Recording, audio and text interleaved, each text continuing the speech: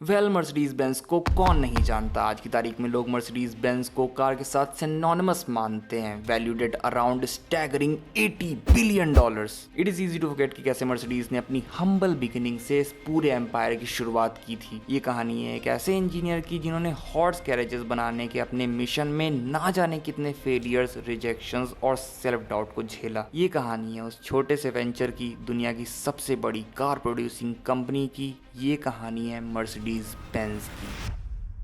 इस कहानी की शुरुआत होती है साल 1844 में, जब जन्म होता है कार्ल बेंज का। शुरुआत के सालों में कार्ल अपनी फैमिली के साथ रहते थे। उनकी मदर एक हाउस मेकर और उनके फादर एक लोकोमोटिव ड्राइवर थे, जिनकी उन दिनों वेजेस कम हुआ करती थी। और कम से मेरा यहाँ मतलब है बेयर मिनिमम। तो कार्ल की फैमिली जैसे तैसे चीजें और हाउस होल्ड फाइनेंस को मैनेज कर रही थी। बट कुछ सालों बाद कार्ल के फादर उन्हें छोड़कर कहीं और चले गए। उस वक्त कार्ल की उम्र काफी छोटी थी एंड वो नादान थे। बट इस सेंसिटिव स्टेट में भी उनकी मॉम ने दिन रात मेहनत करके उन्हें बेस्ट एजुकेशन दिलाई। उन्होंने स्कूल की पढ़ाई खत्म करी और तब तक उनका मैकेनिक्स एंड केमिस्ट्री जैसे सब्जेक्ट्स में इंटरेस्ट बढ़ चुका था। इसीलिए उन्होंने स्कूल से पास आउट होने के बाद कार्लसरूहे यूनिवर्सिटी से मैकेनिकल इंजीनियरिंग को परस्यू किया। वहां पर ही उनकी मुलाकात एक ऐसे शख्स से हुई जिनका आगे जाकर उनकी लाइफ में एक बहुत बड़ा इम्पैक्ट पड़ा। ये थे उनकी ही यूनिवर्सिटी के teacher Ferdinand Redtenbacher. Ferdinand is also known as the man who completely change the mechanical engineering from a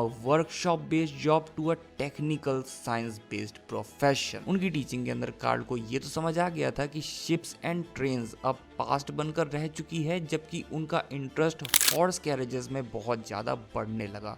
उस टाइम तक ऑलरेडी कई साइंटिस्ट एंड रिसर्चर्स ऑटोमोबाइल को बनाने का ट्राई कर चुके थे, बट उन सब के पास बस इसका एक थियोरी वर्जन ही अवेलेबल था। एंड जो एक आधे कैरेजेस अवेलेबल भी थे वो सॉफ्ट व्हीकल थे, ना कि रियल मोटराइज्ड कैरेजेस। जिससे कि उन्हें इतना तो समझ में आ गया था कि अब मार्केट में एक टोटली डिफरेंट कॉन्सेप्ट की जरूरत है। 19 की एज में कार्लसरूहे से ग्रेजुएट होने के बाद उन्होंने 7 साल लगाए इंजीनियरिंग जॉब्स करने में अक्रॉस दी कंट्री। और इन 7 सालों में उन्होंने हर अवेलेबल रिसोर्स को जोड़कर फाइनली ईयर 1871 में अपने खुद के वेंचर की शुरुआत करी। इस वेंचर में उनका साथ दे रहे थे मैकेनिक ऑगस्ट रिटर। इन दोनों ने मिलके एक फैक्ट्री प्लेस की जहाँ पे केमिकल्स एंड कुछ टूल्स बनाए जाते थे। वो दोनों ही इस बिजनेस से काफी खुश थे एंड ये बिजनेस भी बहुत ही तेजी से ग्रो हो रहा था। मीनवाइल अब अच्छी फाइनेंशियल सिचुएशन होने की वजह से कार्ल एक साइड प्रोजेक्ट पे वर्क कर रहे थे। आपको पता तो चली गया होगा कि ये साइड प्रोजेक्ट क्या था, लेकिन इसकी बात वीडियो में अभी थोड़ा आगे करेंगे।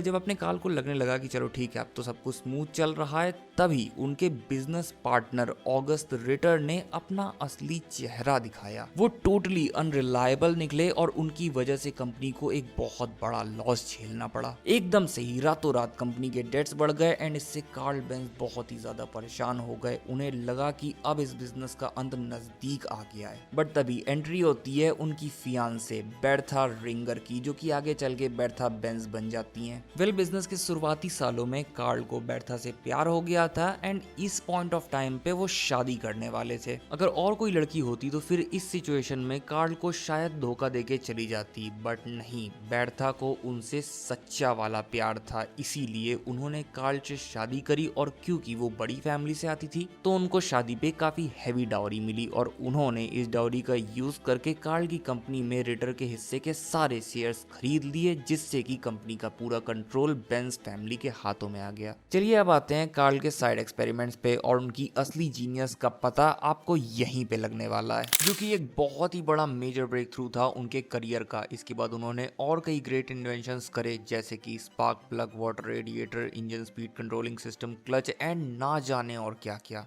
उन्होंने अपने इन्वेंशंस को सेफ रखने के लिए और उसे प्रोटेक्ट करके रखने के लिए ये सारे डिजाइन्स को पेटेंट भी करवा लिया। बट दूसरी साइड उनके बिजनेस में वापस से एक डाउनफॉल आ रहा था। उनका बिजनेस उतना सही नहीं चल रहा था, इसीलिए बैंक्स चाहते थे कि उनकी फर्म को अब इनकॉर्पोरेट करके एक जॉइंट स्टॉक कंपनी बनाया जाए। और ऐसा ही हुआ। कुछ साल बाद 1882 में उस कंपनी में उनका रोल एकदम जीरो कर दिया गया और उनके आइडियाज पे अब इन्वेस्टर्स को भरोसा नहीं था। इसीलिए उन्होंने उसी साल 1882 1982 में कंपनी को छोड़ दिया जो कि उन्होंने खुद ही बनाई थी। इसके बाद ईयर 1888 में उन्होंने फाइनली हॉर्सलेस कैरेजेस जो कि एक प्रेडेसेसर है मॉडर्न कार्स का, उन्हें बेचना शुरू किया।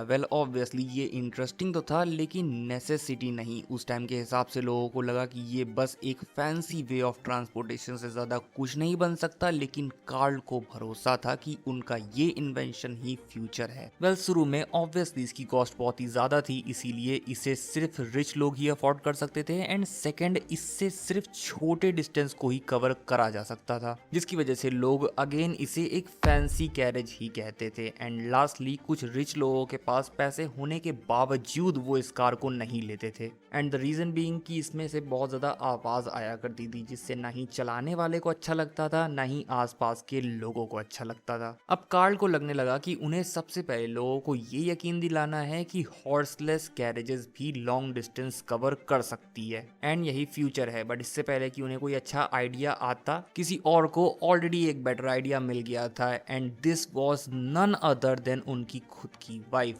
Bertha Benz. और यहीं से स्टार्ट हुई one of the most important journeys of automobile history. Bertha एक रैंडम दिन उनके गैरेज से अपने हस्बैंड की कार को निकालती हैं और अपने 2 बेटों को साथ में लिए चल देती है फोर्जेनहाइम की ओर, जहां पे उनकी फैमिली रहती थी। अब मेहम जहां पे बेर्था अभी रह रही थी वो 66 माइल्स दूर था फ्रोजनहाइम से, बट इतिहास बनाना तो इनकी पूरी फैमिली को आता ही था, तो इसीलिए बेर्था भी निकल पड़ी इस जर्नी पे। ये जर्नी काफी टफ थी लेकिन 12 घंटे ड्राइव करने के बाद बेर्था और उनके बेटे फ्रोजनहाइम पहुंच ही गए, वो भी बिना किसी मेजर प्रॉब्लम के, सेफ एंड साउंड। और बस फिर क्या था, यहाँ से मानो लोगों ने अब बेंज के ऊपर पूरा विश्वास डाल दिया और देखते ही देखते सिर्फ 2 सालों में यानी 1890 में ही वो दुनिया के second largest engine producing company के मालिक बन गए। बेंज एंड को ने आगे के सालों में as a stationary engine manufacturing brand काफी सक्सेस देखी और इसके बाद उन्होंने साइन किए 2 ऐसे बिजनेस पार्टनर्स जो कि अब इस कंपनी को एक अलग ही दिशा में ले जाने वाले थे, और ये दोनों थे von Fischer and Julius gains.